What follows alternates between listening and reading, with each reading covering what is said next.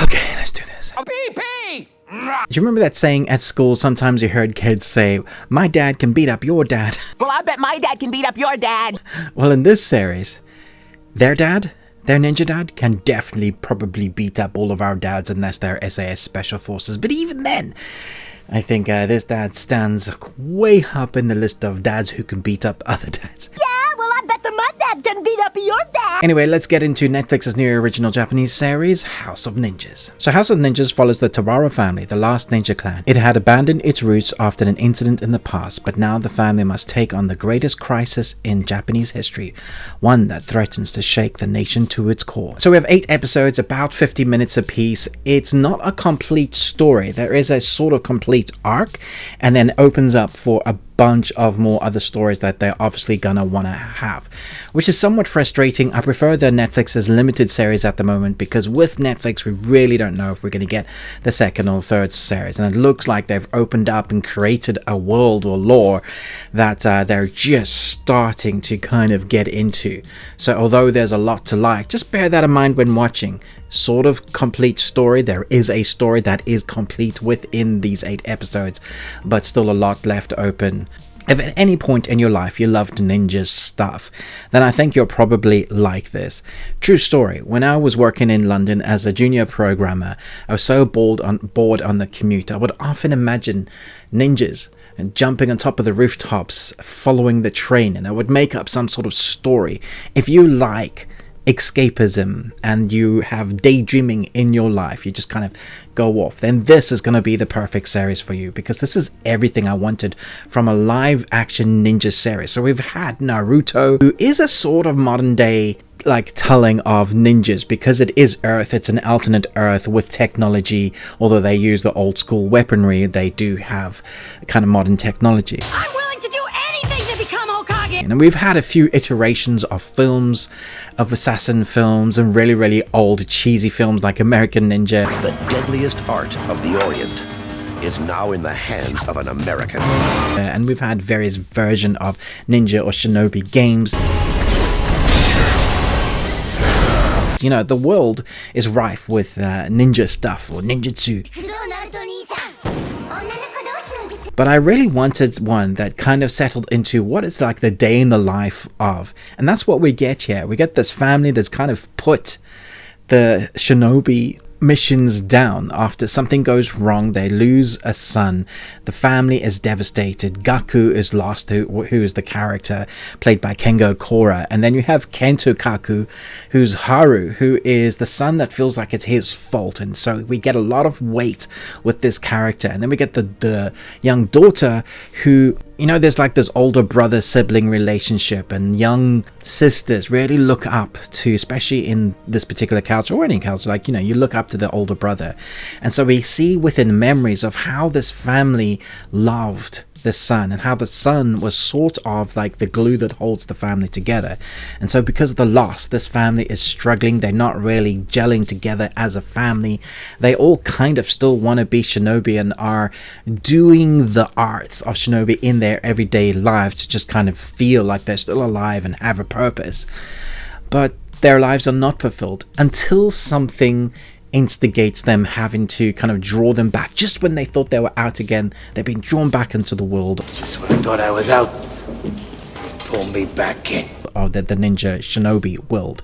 Let's call them shinobi, not ninja, as the Grand says in this series. Only people who don't know anything call them ninja. They're actually shinobi. And when it comes to the Grand, she has such presence, she scares the crap out of me. Like, if she looks at you, it looks like, you know, those people that look at you like they're staring into your soul.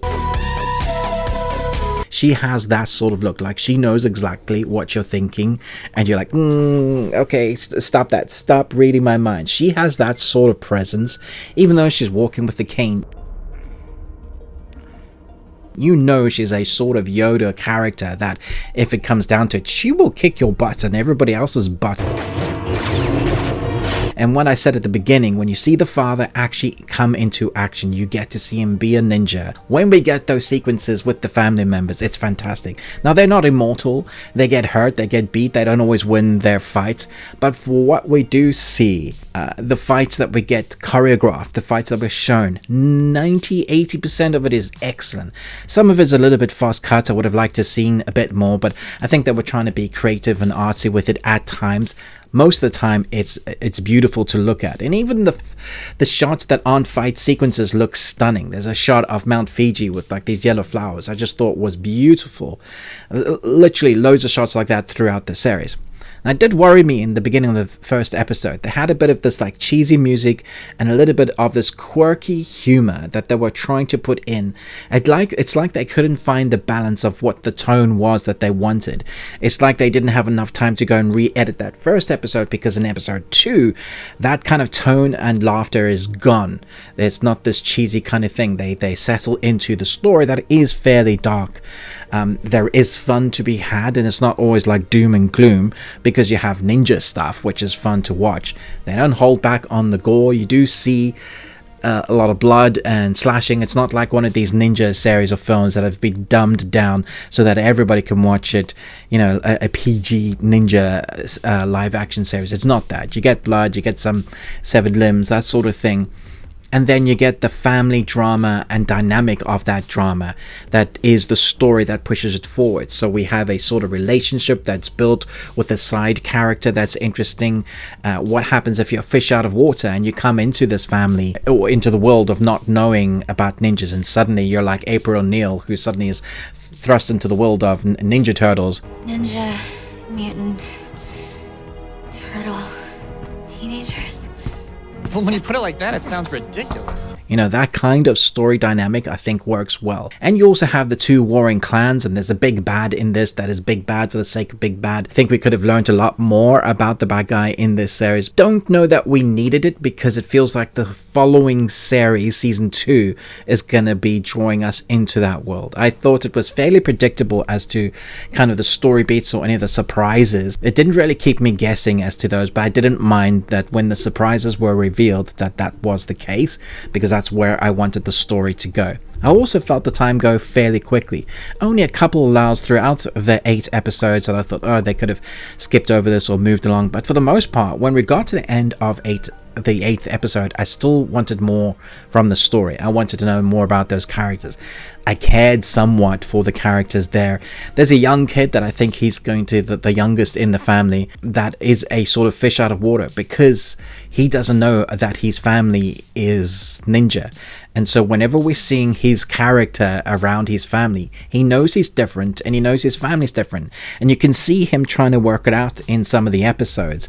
And for that first half of the series, you really do feel for him. So there's ways that these characters are written so that you end up liking them. Each of our characters has a drama, the baggage storyline that is worked up enough for you to care mostly about them. I like the Gran, but we don't know much about her, and we know a little bit about the husband and wife apart from them raising these kids. Mostly this series concentrates on the daughter, and most of all Haru. That's where most of our story concentrates, and I like that, because I think it gives us the little characters around and seeing him interact and what it is like to live as a ninja, or being a part of a ninja family, Shinobi, and be in the modern world, what it's like to have a job as a ninja, but then also have to go Shinobi, and then have to go and do missions, that kind of thing, and the cost of it. I never really thought about that. That was a big part that they showcase what you give up being a Shinobi, because there's so many rules and regulations. Who would have thunk, apart from the secrecy of it, that there would be a government agency or something like that in this world, at least, that they have to abide by. They're kind of a special forces unit, the Shinobi, get called upon, but nobody's allowed to know of their existence. And so if you think about the secrecy and the cost of that secrecy, they showcase that very well. So there were parts in here that were really insightful that I thought worked really well. The music once we get past that first episode, I thought was really interesting, a different design, especially the end of each episode. They really kind of, it feels different to what you would normally have. And I think that was brave, kind of giving it a different feeling and tempo. Even though it's a juxtaposition of what's going on screen or what has just happened, the music does reflect a little bit on the nose for what's going to happen, which I think is fine. For the most part, I think this is a really solid first season for a new series of Shinobi Ninja that I think people are going to end up loving. It's so nice to see a story, a Japanese series that's done well, filmed well, because we've had so much Korean content. I was like, hey, I know the Japanese do great stuff. I've had some stuff on Netflix that is excellent. I just felt like we weren't getting a lot. This is definitely a tick in the right direction. I thought this was really solid. I think it's a 4. I think it's a 4 Nicolas Cages out of 5. You got one. Some people will probably rate it lower just because it's ninja and they think that can't be good story. There's so much to like in this, and I think it's so well done. Had a lot of fun watching this, and was definitely kind of there as my inner child was like, "Ooh, ninjas!" And then I got roped into the story of it. So let me know what you thought about this series once you've seen it. If you haven't seen it, are you excited to watch it? Thanks so much for watching my review. Obviously, you can see on my channel I've been doing less reviews because I'm trying to do more of quality of content of stuff I really want to review, not just stuff I want to review for the sake of getting the views, but that I enjoy talking about.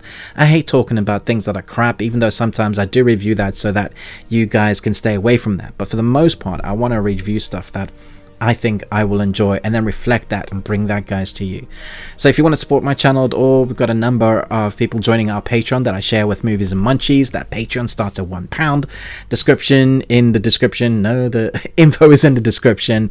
And of course, you can always join me here on YouTube. I add exclusive videos on my YouTube what do you call it? I think it's just like the extra sub that you can do. You can get little stickers and all that extra content of different reviews that I put on there if you want to support me that way. But for the most part, everybody's joining our Patreon, which is great. Our audio podcast, which is the best thing that we watch, that we do every Saturday live. And then that full recording will be on the Sunday morning. So we've got a lot going on here. But if you want to show your support at all, please hit that like and comment, because, you know, the algorithm, that's what we should call it from now on. The algorithm looks at that. Not about the quality, but more like the thumbs up, the interaction between people, watch time, thumbs up, all of that nonsense, which I hate talking about, but is necessary for me to keep this channel kind of ticking along.